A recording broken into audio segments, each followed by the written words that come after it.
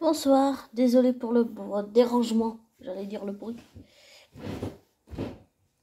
Je suis désolée. Ce soir, je voulais faire un audio sur Morbius. J'ai vu le thriller, le 2. Et je crois bien que j'ai vu le 1, mais je sais plus quand je l'ai vu. J'ai dû le voir durant cette année. C'est un petit peu éloigné, on va dire.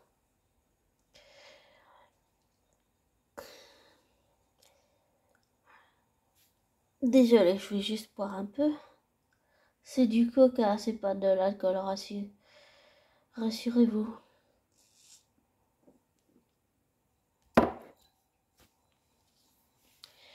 Alors, j'ai vu le thriller de Morbius. C'est extrêmement impressionnant et j'aime bien les effets qui ont été faits, la mise en scène, c'est extrêmement intéressant, c'est peut-être différent pour un anti-héros, mais ça me plaît beaucoup, moi j'adore ce genre d'univers, je veux pas dire moi ça fait super égoïste et narcissique. Désolée. En tout cas, j'adore ce qu'il propose. L'idée est vraiment bien. Et je suis très très contente que Jared Leto n'ait pas renoncé parce que même si ça a été très dur et très difficile pour lui parce que ça se rapprochait de ce que lui est dans la vraie vie, je trouve que c'est vraiment bien fait et on oublie totalement, pour moi j'oublie que c'est Jared Leto, pour moi c'est juste Morbius en fait. Morbius, rien d'autre simplement. J'ai bien compris qu'il était incapable de maîtriser sa soif de sang et qu'il a fait des choses horribles, qu'il a tué des innocents, il a franchi les deux, qu'il est déchiré entre les deux, qu'il sait pas trop comment faire et tout et tout.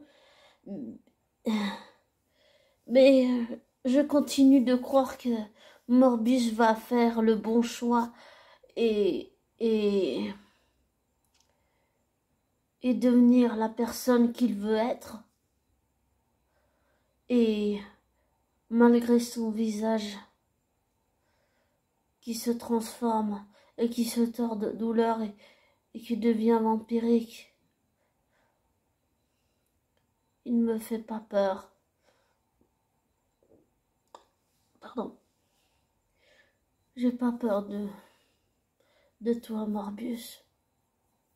Tu es qui tu es.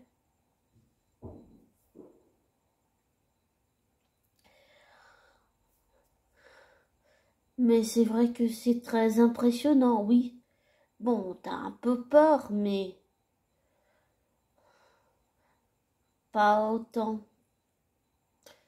que Morbius parce que j'ai l'intuition qu'au fond de lui, Morbius, il est déchiré et qu'il sait pas trop comment faire et que c'est difficile pour lui à certains moments. Et je trouve la mise en scène, les décors, je trouve... en tout cas, ça me donne très envie d'aller voir le film, je trouve extrêmement intéressant.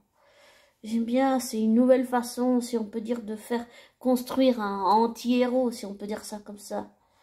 C'est très, ça paraît un peu sombre, mais je trouve ça très beau, très poétique, très mélancolique et très, oui, c'est très beau. Mais c'est complexe et c'est compliqué. Tu sens que Morbius, en fait, au fond de lui-même, il est déchiré. Il sait pas comment faire pour maîtriser sa soif. Et j'espère que il va se ressaisir et qu'il va maîtriser sa soif et que les choses vont s'arranger pour lui. C'est tout ce que je souhaite pour Morbius. Rien d'autre. que son bonheur.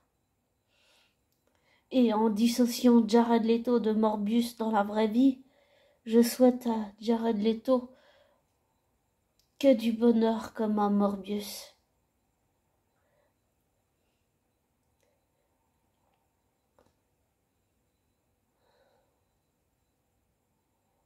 En espérant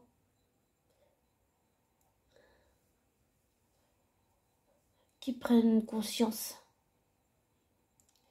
des gens qu'il blesse quand même.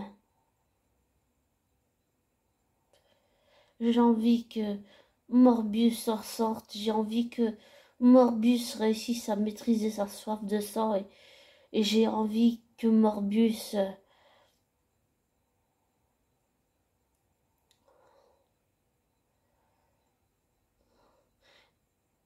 comment expliquer ça?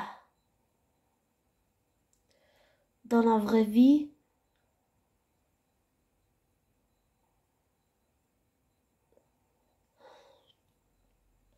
même si je connais pas Morbius dans la vraie vie, et même si c'est qu'une fiction, je sens intuitivement quelque chose de très profond et